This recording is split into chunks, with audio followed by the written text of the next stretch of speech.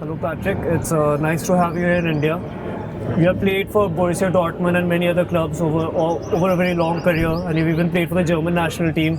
So how does it feel to be here in India, all the way from Germany? It's a great feeling actually. It's such an interesting culture and such an interesting country. And when I got asked to come here or got the opportunity, I was really thrilled because I expected so much interesting things to be discovered. So far I really love it to be in India, and I'm happy to be here on the behalf of Bundesliga and Borussia Dortmund. Okay. And insight into your career, any opportunity which you regret taking or which you should have taken? No, actually not. I'm quite happy with the way things have worked out. Obviously I had good and not so good times in my career, but that's life overall, and I don't regret anything. Sometimes I ask myself what would have been if I would have maybe done more of this or maybe done more of that, but on the other hand, I got really lucky in my career and in my life, so I'm really happy. Okay, so how did you start playing football? Who was the one to motivate you to play the game? Actually, I had an older brother who played before me. He was 4 years older than me, and so I got in touch with football. Even my father played football. So I got in touch with football really early, and my mother, she put me into a child's football club when I was 4 years old, about that time.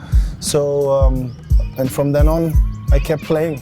Okay, you're here for the screening, for the Bundesliga screening. So who do you think is right now better poised for the Bundesliga title, Dortmund or Bayern?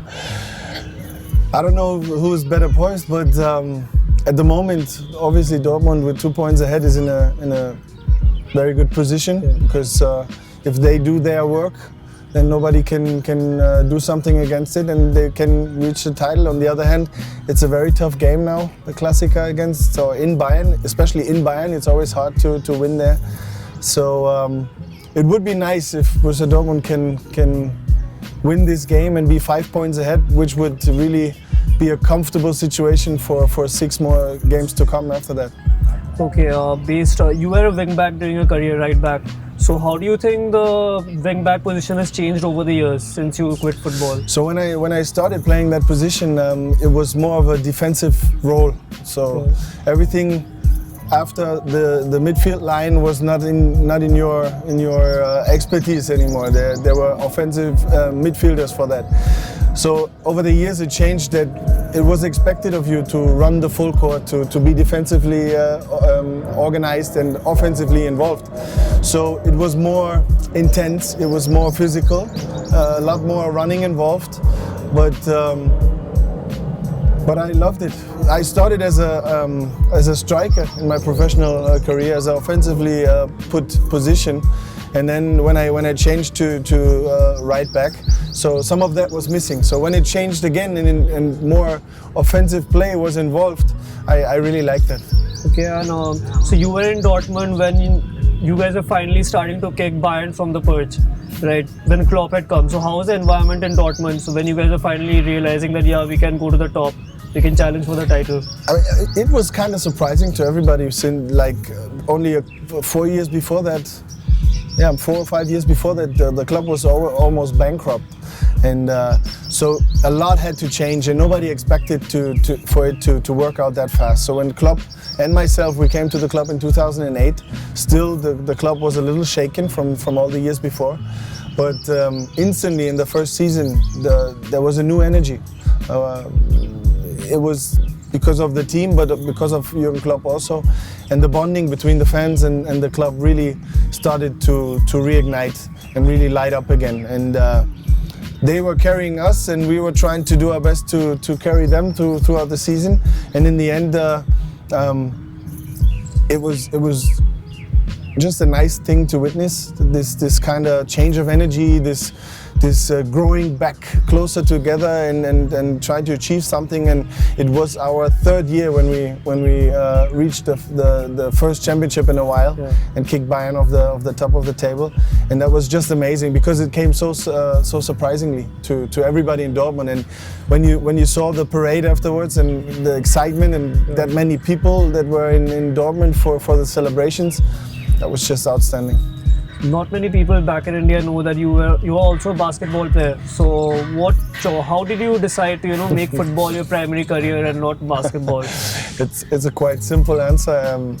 Back then I came from for German standards, let's say, rather underprivileged upbringing. So there wasn't a lot of money to my family in that time. And when I got to that age where I had to decide which way to go, I was 18 or 19 at the time, almost 19. I was playing basketball in third division. And I was playing football. I had the offer to play football in third division, which meant a little salary in football, but a little fee in basketball. So I went the lucrative way and chose football over basketball. But I had to explain myself a lot after I mentioned that, because it wasn't always about money, but that decision was about money because I wanted to have a nicer way of living. But after that, I kept on playing, and I always chose the fun and the love for the game over the money. BBB's fan base is slowly rising in Asia, and in India it has spiked a lot since you guys won the title with Klopp. So what do you think is the reason, and why do you think there are so more and more Bundesliga and Dortmund fans in India? I think overall the league is quite exciting. I mean, we have beautiful stadiums, we have the highest average attendance, we have the highest average scores in the games. We have a lot of young, exciting players, a lot of talent. But to point out Borussia Dortmund, I mean, we have a unique story with the club. We have probably the best stadium in Europe when it comes to excitement and fan connection during the actual sport, the game and the fans. So it's very easy to like the Bundesliga, and it's very easy to like Borussia Dortmund, to fall in love with that. So I think overall the Bundesliga and Borussia Dortmund did a great job of proving that we are something special. We have something special to offer, and I think that's the reason we get noticed and attraction everywhere in the world. Okay, so what happened this season? You guys were doing good domestically and even in the Champions League, but then suddenly against Tottenham edged past Dortmund with rather comfortable ease. So what do you think what went wrong for Dortmund in the European front, and how do you think Dortmund can work on it and put in a better show next season? It's just Dortmund is still, even though there are some experienced players, Dortmund has a lot of young players too. And last season a lot of things have went wrong, not as good as everybody wanted. And this season was kind of like a new start. And when you start over new, you can't always expect things to really come out the way you want it to, or you planned it to. And usually you can't expect the most of success, but I think the team is doing a very great job. The coaches are doing a great job. The club did a great job signing the right kind of players for that. But still it needs time to really adapt. So it would be kind of, frech, oder es wäre zu viel verlangt. Also, yeah, it would be too much expectations to have success on all three levels, like the cup, the championship, and internationally. I think we played a decent role internationally. In the end, it was a very good team, Tottenham, who kicked us out. Cup-wise, we had struggled at the time. We had a lot of games in short period of time. Young players were exhausted. A couple of players were missing. So you can explain everything. But basically, let's say we're quite happy that we're still in the title race. And besides that, we had a decent season. Things can get better, but that's good for next season, so we can improve. And what was your favorite moment as a Dortmund player on the field? I mean, obviously winning the championship in 2011 was quite well. When we actually won the championship, because it's not just one game, you have to perform the whole season. When we actually won the championship, I was injured, but still it was great to be among the guys and on the pitch, down there on the pitch after the whistle, and celebrate with them. That was obviously something great. Same with the double, the cup and the championship a year later. Many great memories, especially in Dortmund. But every game in that stadium is really exciting. Whenever you get out of that tunnel and you see the yellow wall, 25,000 people just behind one goal, that's something special, and it still gives me goosebumps every now and then when I'm in that stadium. So a lot of excitement moments, but winning the first championship for me and for the club in a while was very special.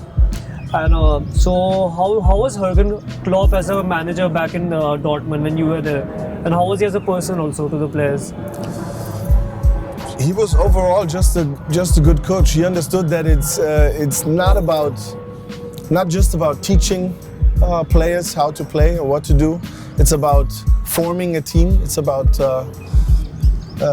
get the team to bond really well.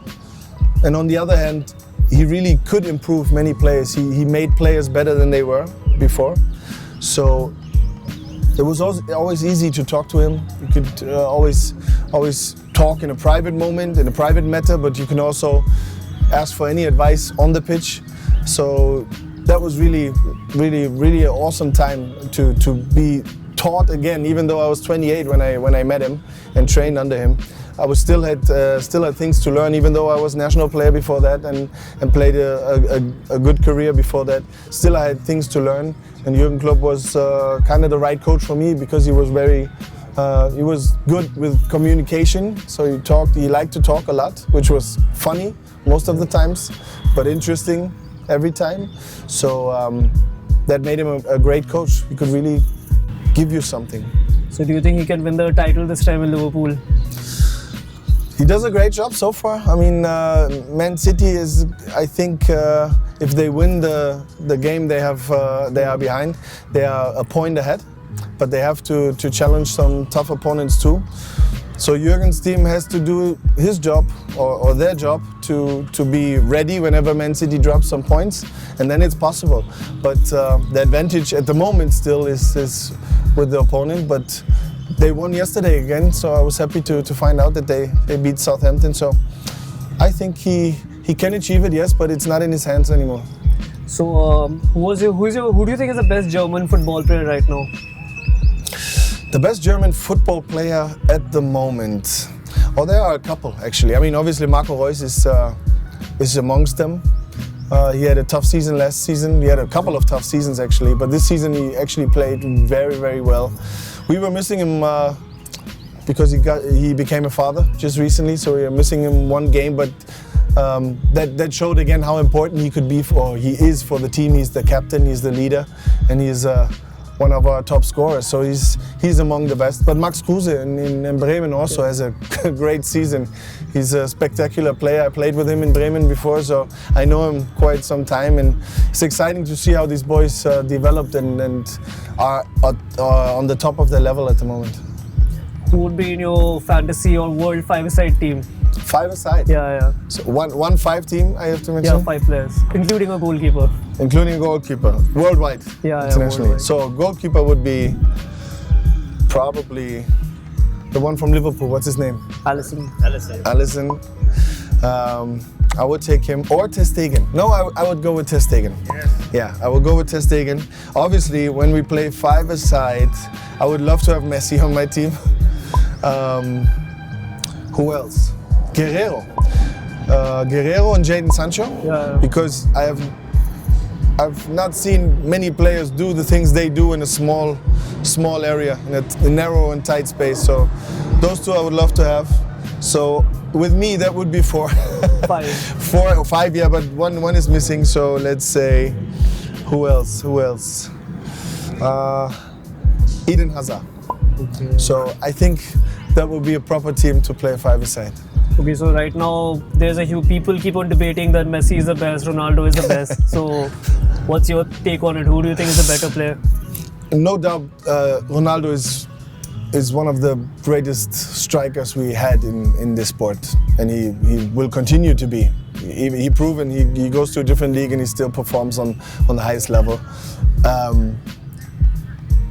But to me, Messi is something different because Ronaldo is a scoring machine. He likes to score goals. He delivers a few, but he scores more. And you should be happy to have him on his team. But Messi is just something different. He's a scoring machine also. He delivers more goals than most of the players in La Liga. And I wouldn't say he's more versatile because Ronaldo is kind of versatile too, but the whole package is bigger on Messi's side, in my opinion. But two of the best strikers. When it comes just to scoring, both are very great. Overall, I would say Messi is much more worth to the team he's playing with. So what do you have to say about the rise of football in India? Like, people always love football in this country, but just that right now, finally the money is coming in and even foreign players are coming in. So what do you have to say about that? I mean, a few things. The ISL, was it ISL? Yeah. In 2014, obviously brought a lot of attention to football in India. I think for Indian people it was something new also. Then we had the 2017 Under-17 World Cup in India, which really was an exciting tournament and brought the attention of the Bundesliga to India as well. So I think overall the visibility of the sport has increased, and that makes it more popular, and that's a big chance to lighten or to spark the fire for that market. And I think it's a growing market, it's an interesting market, it's a big market. Obviously India is a very, very big country, so there's a lot of potential there. And I think that's what the Bundesliga and Borussia Dortmund also are interested in, to find out how that is growing, and then how there can be a partnership in that. Okay, your rival club, Mönchengladbach, they recently signed a MOU with an Indian club, Minerva Punjab. So, are we going to see Dortmund also coming into the foray and building a few partnerships with clubs in the future in India? Obviously, Borussia Dortmund is looking into that. Actually, we're looking for a partner in India, but it has to be the right one. So it's not about just the biggest name or the biggest club with the most fans. It has to fit. It has to be a perfect fit. And Borussia Dortmund is all about youth development and how to bring their own talents to the biggest stage. And obviously, we're looking for somebody who tries the same in India, maybe share the expertise and share the thoughts on that. So there is an idea for that. I can tell you when that will be, but certainly that would be nice. And I can tell the club and the guys and the players obviously that it would be great to bring the team here once. But let's not look too far ahead. But I know that Borussia Dortmund is searching for the right partner, the right club to partner with. Okay, last but not least, who do you think should be Dortmund's primary transfer target coming the summer transfer window? I mean, the team is very well set up at the moment, and obviously it's important to keep the guys to the club. That's the main concern. And then you have to make the right additions. Obviously, Pulisic is leaving, he's going to Chelsea, so there will be an opening regarding the offensive wing.